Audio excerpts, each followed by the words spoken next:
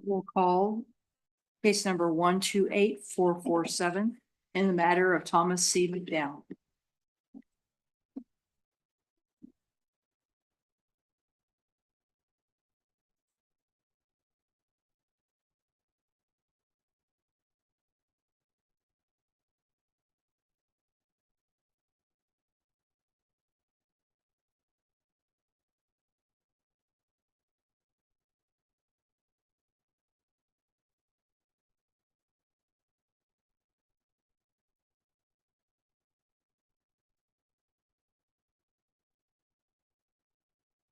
May it please the court, Amanda Voth on behalf of the Office of the Disciplinary Administrator.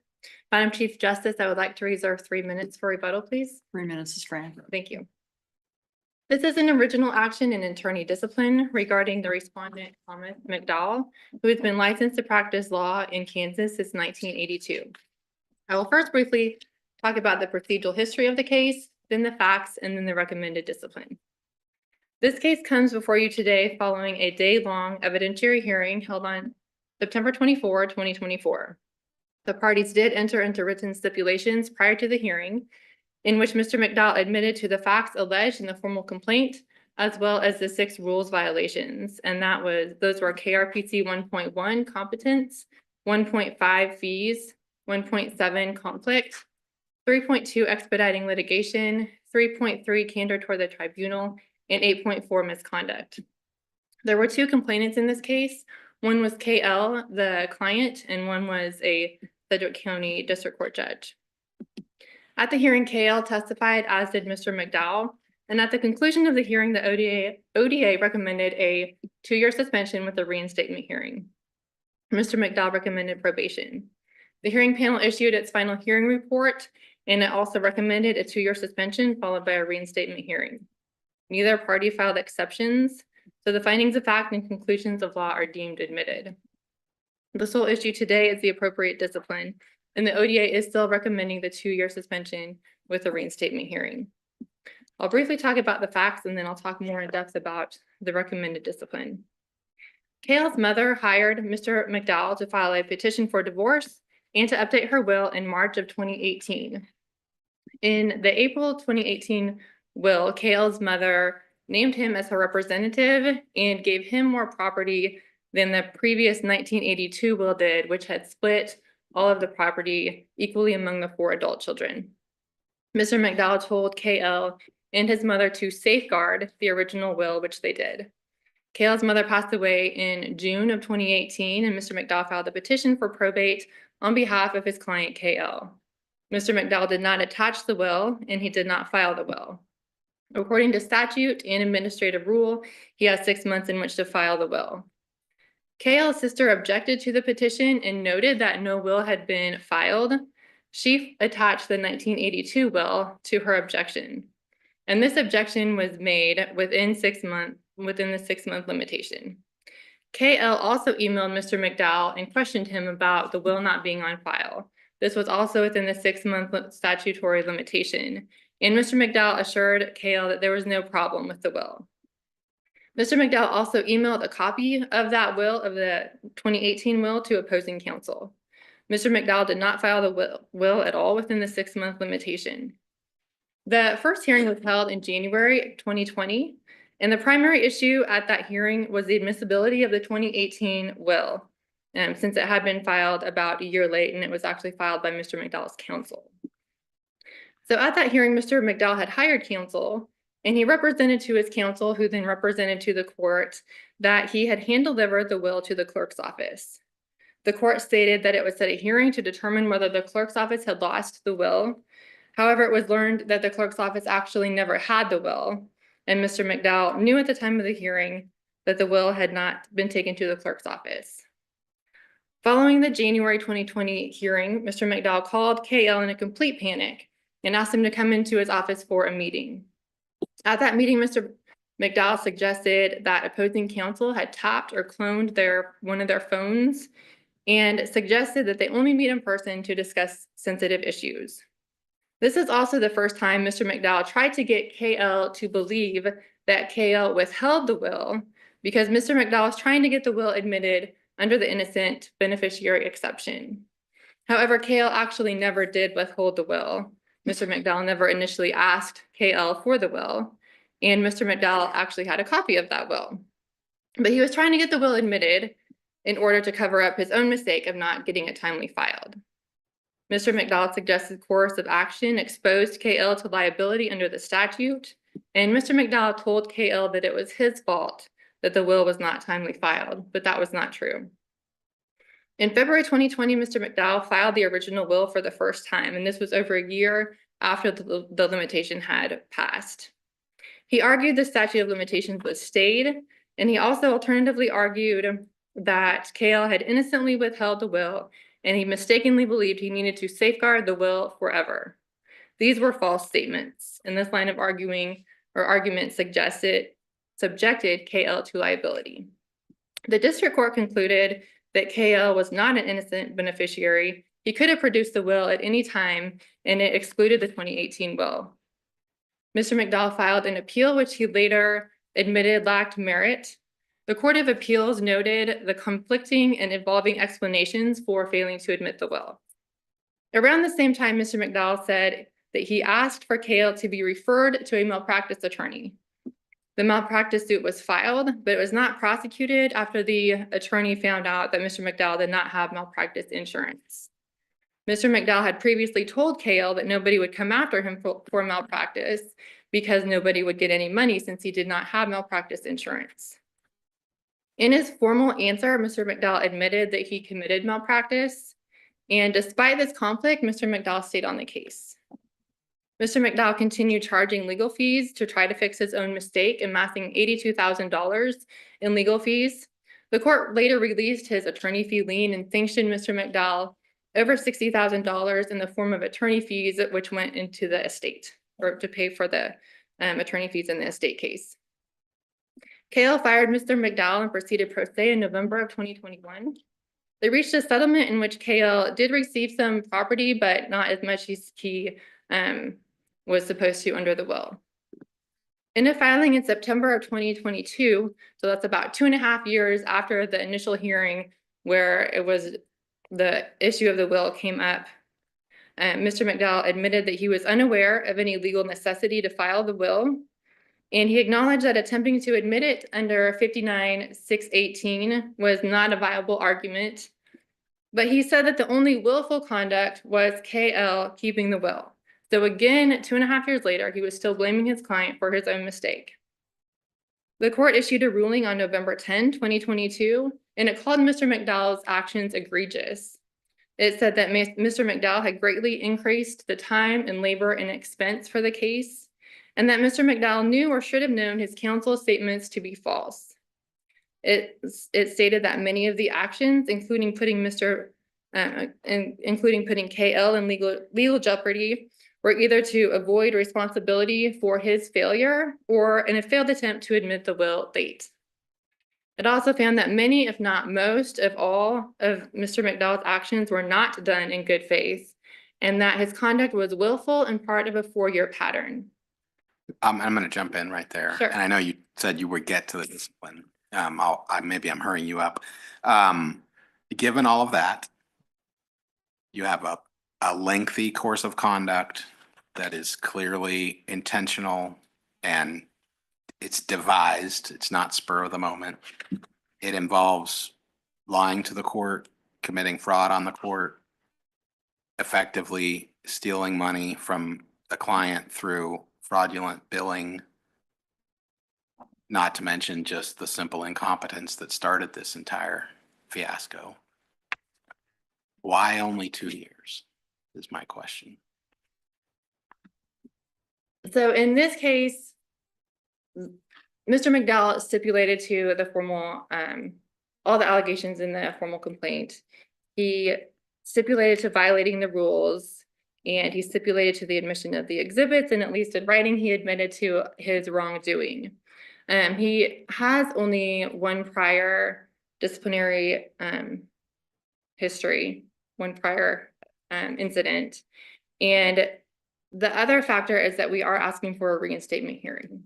So all of those taken together is the reason for 2 years. Because at the reinstatement hearing, But do you think that, I guess what I'm asking is this kind of conduct amenable to some kind of rehabilitation? I mean, yes, arguably no prior discipline mitigating, but these seem like deep and fundamental problems with a person's ability to practice law. And I'm concerned that even after 2 years, and even with a reinstatement hearing, how do we trust that, I mean, to put it bluntly, that the respondent is capable of honestly practicing law? And that concern makes sense. And so at the reinstatement hearing, which eventually would come at some point, whether it's 2 years, indefinite suspension, disbarment, presumably there would be a reinstatement hearing. And we would be looking for whether he accepted responsibility and could actually articulate what he did incorrectly, what steps he has taken, and how he harmed his client. So we would be looking for what he can show at the reinstatement hearing. Thank you.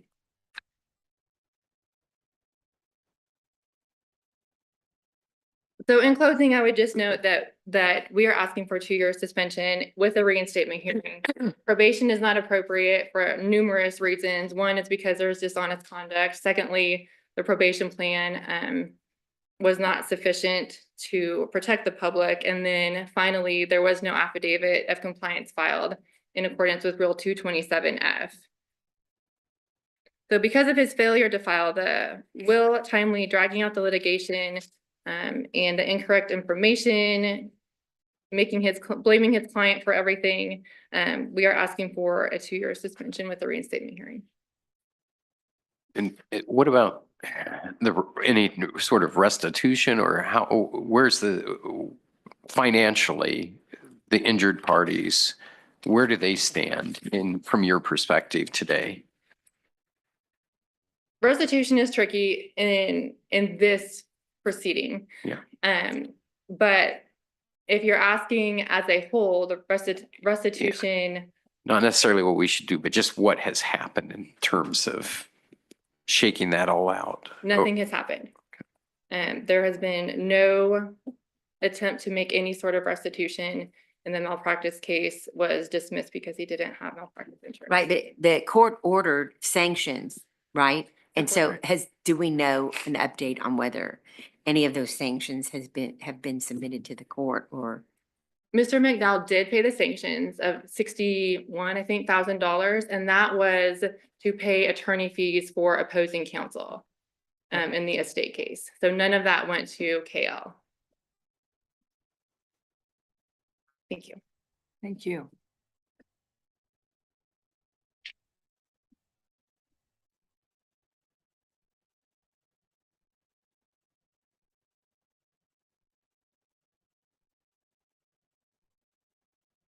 Morning, and Madam Chief Justice, could I have 3 minutes for rebuttal, please?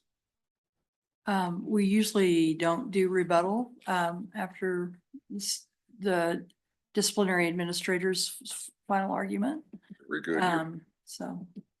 What I was involved in Mr. McDowell's prior discipline, and this was around the same time that some of these actions were taking place.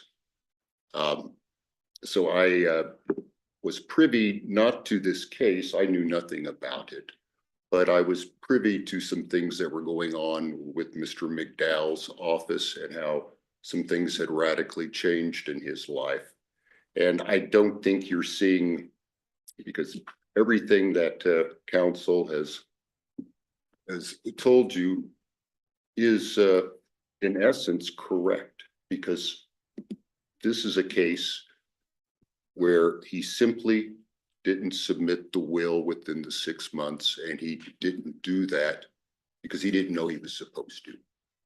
This was the first probate case he had ever filed. Well, that's not really what this case is about, is it? No, it isn't. I mean, if that was the case, we might,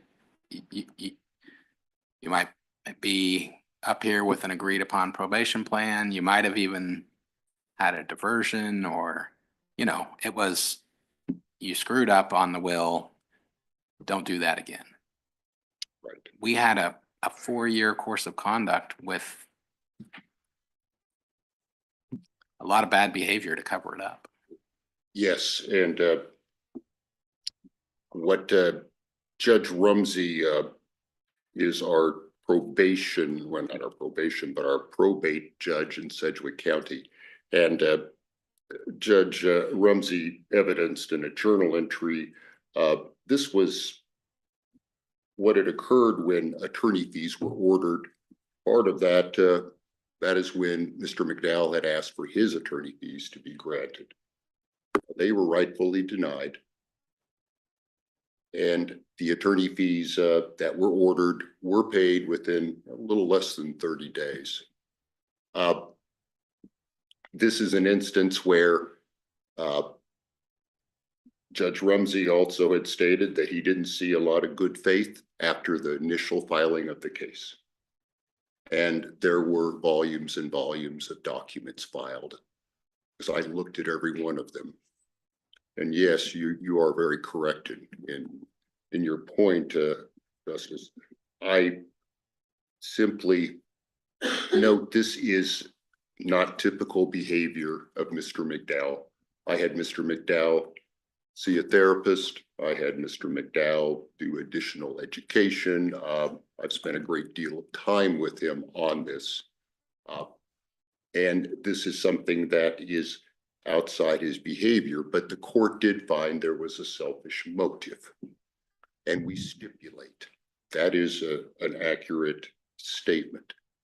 There were 2 clients, starting with Alma, who did not live very long. There was a divorce he did get granted. Right after that, there was a will prepared. Will was done. She passed away from cancer. She was very, very ill even during the divorce. Then her son, Chris, became the client. When the malpractice occurred, this was back in 2018 with the initial filing and the 6-month going by without attaching the will, filing the will, doing anything with the will other than submitting it to other counsel. That is a terrible problem. There was an appeal filed, and basically it was just over not filing it within time. There were not fees assessed against that, but there certainly were fees assessed against his other behavior. We understand that. We're simply asking the court to consider, we know suspension is necessary in this case. We know that the panel was very thoughtful in what they went over, and they looked at all the mitigating and all of the aggravating circumstances. And a lot of this, I just wish he had reached out to me on this case. He is working now with Steve Johnson in Newton, Kansas. Mr. McDowell quit his practice in Wichita and went to Newton. So he is in Harvey County practicing. Steve Johnson, the attorney, is 78 years old. He's present along with a lot of other attorneys from Sedgwick County that are here to support Mr. McDowell, because Mr. McDowell does possess many wonderful qualities. Do you guys agree that the client was financially harmed by the malpractice of the respondent? Absolutely. Then why aren't you making arrangements to get them paid regardless of whether there's insurance or not, and regardless of whether there's a court order to pay? I mean, you pay $61,000 in sanctions, you said, within 30 days because of a court order, and yet the victim here, nothing's happened from the representation of the other side. That doesn't show contrition, that doesn't show responsibility, that why we should put somebody back out on the street with a license to practice law. From my perspective.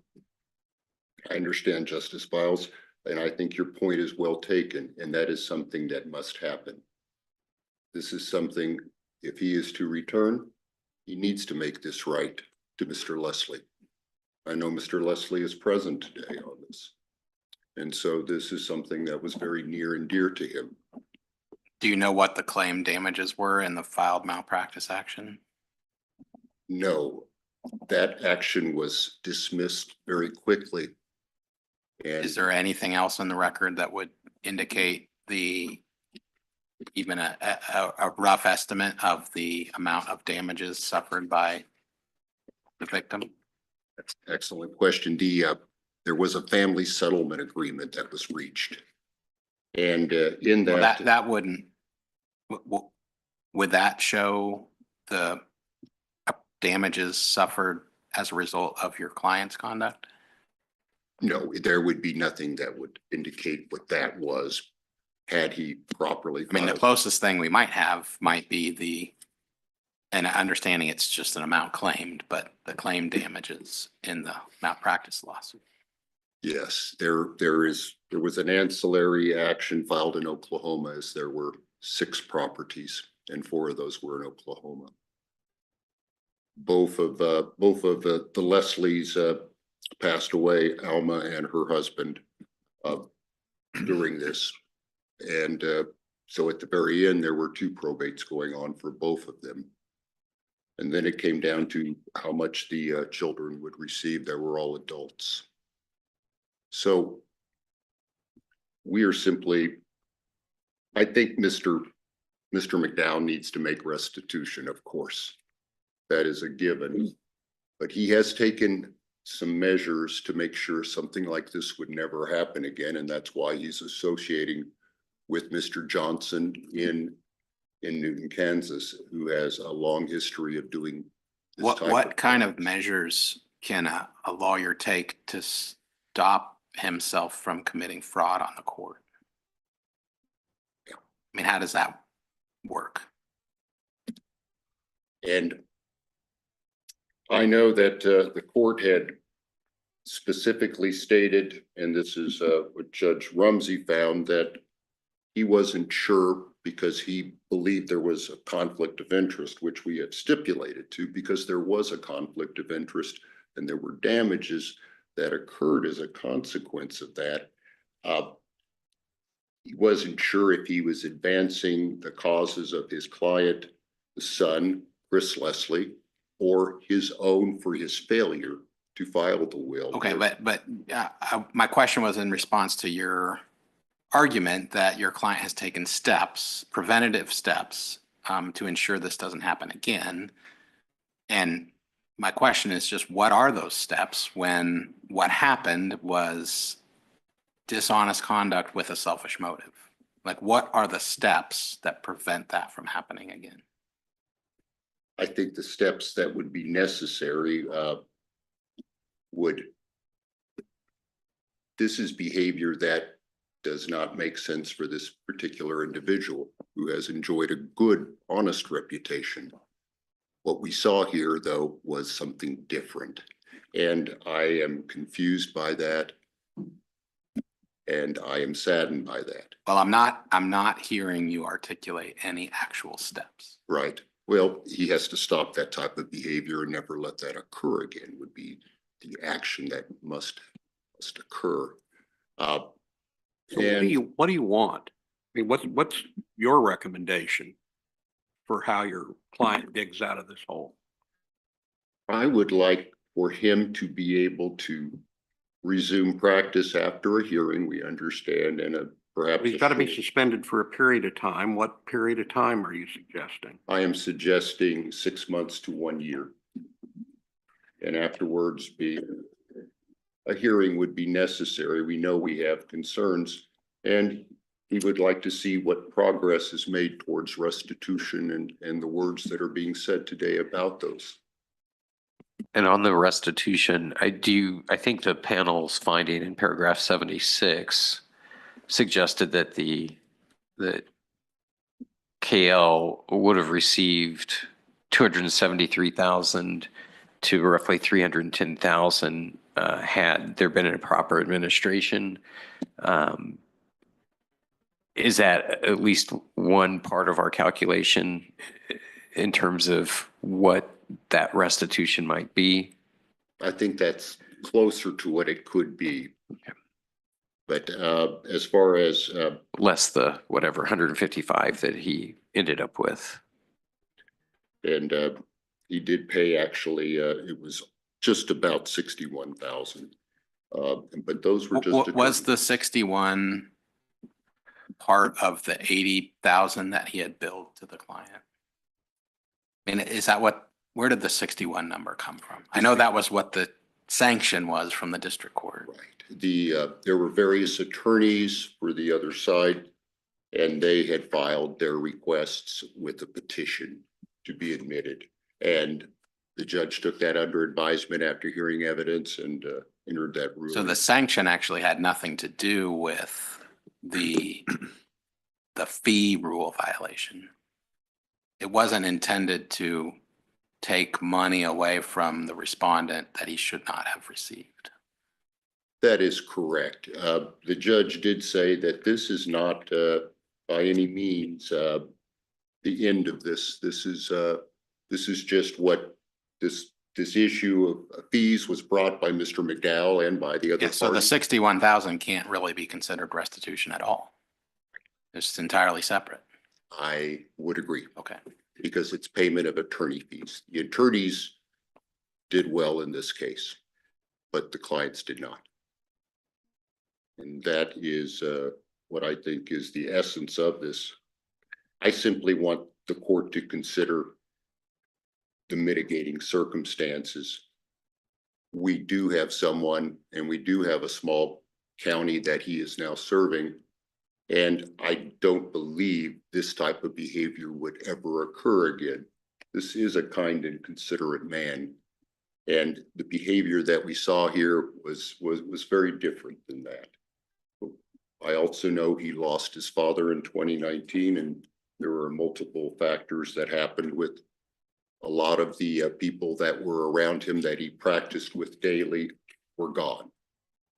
And some retired and some had to move out of state, but he had a very close-knit family that was removed from him when I was working with him. And we've had a lot of very long conversations about how important it is for us to not be afraid to ask for help and don't let our ego get in the way of what we can do for our clients.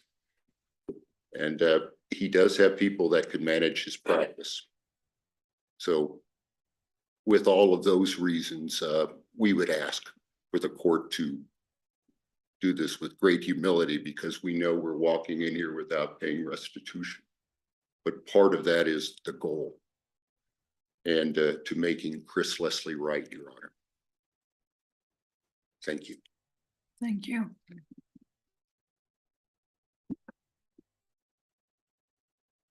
So, There are just a couple of clarifications, although I think you got there.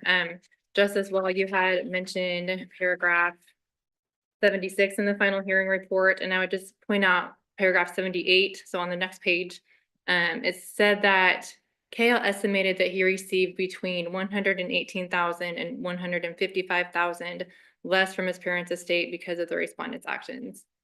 And then the other thing is on Exhibit 39, which is Bates 352. The court does have a breakdown of where that $60,961.80 went. And it did go to 4 different attorneys and then KL's sister, I believe, for being the administrator. Right, but the sanction wasn't based on the fee violation. Correct. So did the victim pay the respondent $80,000 of legal fees? No. Did he pay? That's what I was trying to figure out. Did he pay the respondent anything, or an initial retainer up front, or anything that he didn't get back? My understanding is that there was an initial retainer that KL and his mother did pay. But other than the initial retainer, I don't believe there were any attorney fees paid. Okay, thank you. Yes. If there are no other questions, then I would waive the remainder of my time. Thank you. Thank you to both of you for your arguments this morning.